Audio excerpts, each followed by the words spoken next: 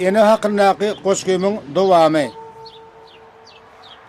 Beyaz perdenden kulağına tiýdi.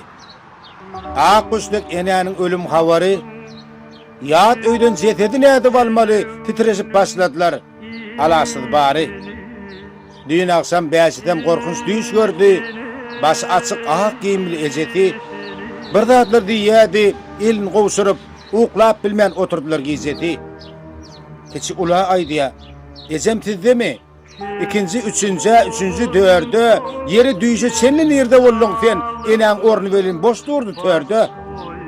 Bu habar yetipdi, günnüz 9'da, şeýle nälet kerde perdentlerine, ene ata bugün Ýowuz Daranyň ýagdaýyna terdiň birazdan ene.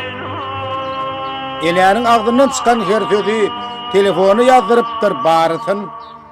Bäş perdende nälet okully ýazsa, şydap, dinläp bilmediler eneň agysyn. Bermediler jetedin enenin. Köpçülükden it gowanyny gowdular. Topragyny gowuşdy cennet jaýyna märekenen şeýle gowuldular. Üçüni, yedisin maslahatlaşdy.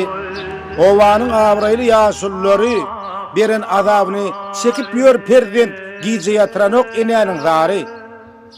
Yedi märeketini etmekçi boldy. Qazyna tarly barmady hiç kim. Şol duruşuna ýene taşak ýygnarly ogul gyz otýarlar bar emsim.